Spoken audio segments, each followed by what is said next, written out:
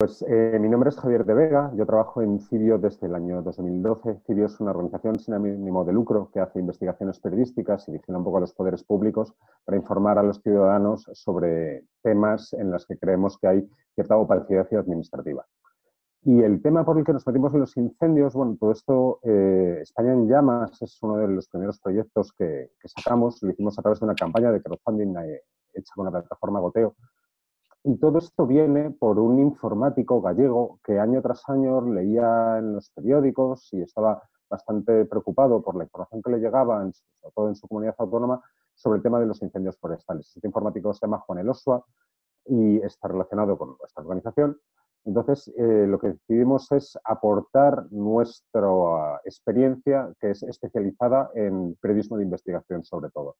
Nosotros no somos especialistas en incendios, es un tema en el que hemos ido aprendiendo a lo largo de estos años y lo que hicimos fue pedir a las administraciones públicas que abrieran información sobre el tema de los incendios forestales, porque nos enteramos de la existencia de una base de datos que se llama EGIF, que se hace con todos los partes que las brigadas forestales rellenan in situ. Cada vez que hay un incendio, rellenan un parte altamente detallado con información sobre las causas, el presupuesto, la repercusión económica, los medios disponibles, muchísima información que hasta ahora los ciudadanos no teníamos acceso a ella.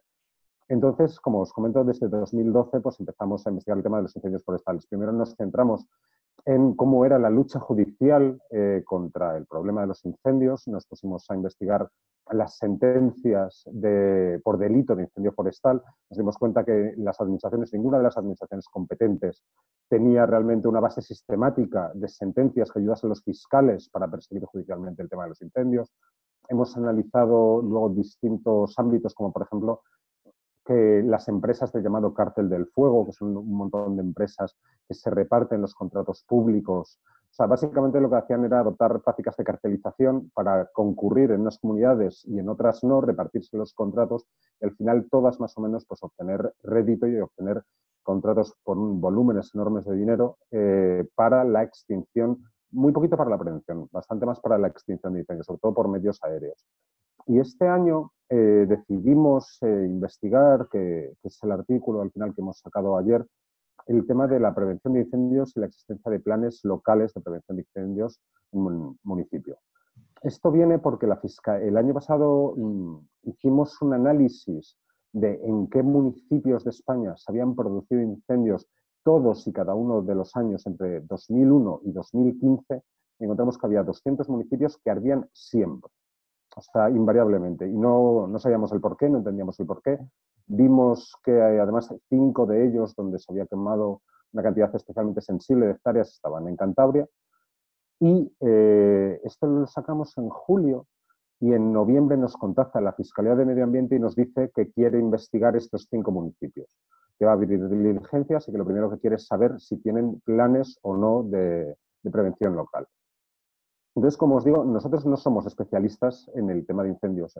Sí somos especialistas en tratamiento, análisis de datos y en tratar de aportar evidencia científica, evidencia empírica a las políticas públicas.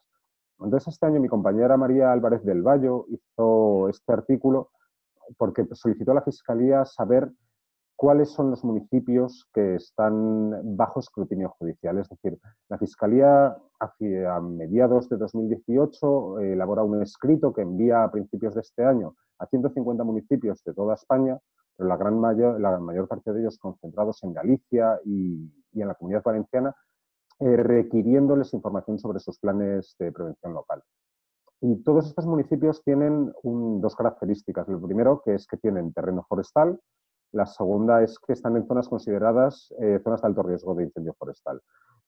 Aquí es difícil comparar en el sentido de que cada comunidad autónoma determina cuáles son las características que identifican una zona de alto riesgo.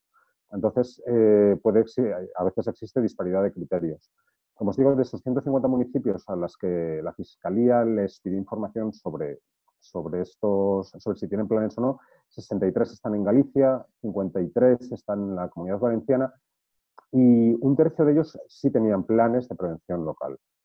Otro tercio decían que los tenían en trámite y el resto dijeron que o no los tenían o no contestaron a este escrito. En total, si sumamos toda la superficie, como os digo, nosotros tenemos este histórico de estadísticas de incendios, si sumamos toda la superficie total quemada desde el 2001 hasta 2015, que es el último año con datos completos, en estos 150 municipios, la superficie equivaldría a 2 veces la isla de Ibiza. Entonces, eso es un poco lo que hemos hecho, es llamar tanto a las autoridades autonómicas como locales para saber primero qué está pasando, cómo están ayudando a los agentes locales, porque una de las también cosas que aprendimos nosotros, desde un despacho, desde una redacción, al final no adquieres lo más valioso, que probablemente es el conocimiento que tenéis vosotros si trabajáis a nivel local y conocéis mejor el medio rural, que es, vale, se puede exigir, de hecho, tanto en Galicia como en la Comunidad Valenciana, es obligatorio, con distintos criterios, que los municipios tengan planes de prevención local. O sea, en Galicia, desde 2007, cualquier municipio que tenga territorio, o sea, que tenga terreno forestal, tiene que tener un plan y la Xunta ayuda de determinada manera. En la Comunidad Valenciana, desde 2005, todos los municipios con terreno forestal, estén en alto riesgo o no, tienen que tenerlo. Y de los 525 municipios que se consideran que son de alto riesgo, solo 61 actualmente tienen un plan en marcha.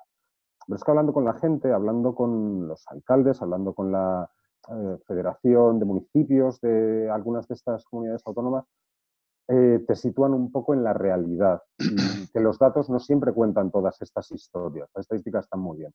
Pero lo que tenemos es municipios pequeños, en muchos casos, que tienen muchísimo terreno forestal, que muchas veces no tienen medios para, tanto para elaborar un plan como para ejecutarlo, que al final es lo más importante.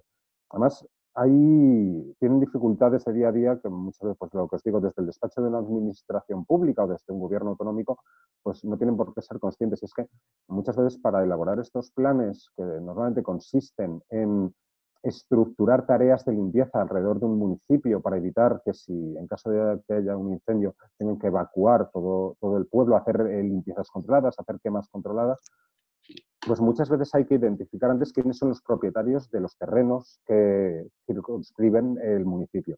Y muchas veces no es fácil saber quién es el propietario, tienen que mirar a veces el catastro, no siempre les resultaba posible identificar a estos propietarios. O tienen la obligación de hacer estas limpiezas, también en parte recae sobre los propietarios de estas tierras. Y segundo, que es costoso en esfuerzo, es costoso en dinero y es costoso en personal. Y que en muchos pueblos lo que pasaba es que nos decían, vale, y es que aunque tengamos un plan de prevención local, ¿qué pasa después? ¿Quién lo ejecuta? ¿Cómo conseguimos fondos, ayuda? ¿Cómo sabemos quién es el responsable de ejecutar estos planes? Entonces, ya os digo, este es un poco el panorama que hemos visto. Es la primera vez que cuando analizamos incendios siempre los analizamos en temas a posteriori, gastos en extinción o análisis de lo que ha pasado en un territorio al cabo de un año o a lo largo de 10 años. Pero los temas de prevención no los conocemos, no los conocíamos a fondo. Existe también un tema en el que nos queremos meter a investigar, es seguramente el de las quemas controladas.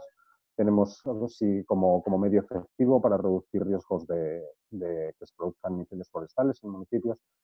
Y es un trabajo que seguiremos haciendo. Nosotros, nuestro compromiso, después de haber hecho la campaña en goteo, como yo digo, en el 2012, lo que hemos hecho es año tras año no abandonar el proyecto, seguir mejorándolo, facilitar una serie de informaciones que a veces lo que son es para desmontar algunos de los tópicos que existen sobre los incendios, sobre la intencionalidad, sobre la mano del hombre detrás de muchos de ellos, sobre si existen ejércitos de pirómanos, como muchas veces ha dicho incorrectamente en Galicia, argumentos alarmistas que se utilizaron también el año pasado en Cantabria, hablando de ejércitos de terroristas forestales que parece que andan quemando el monte.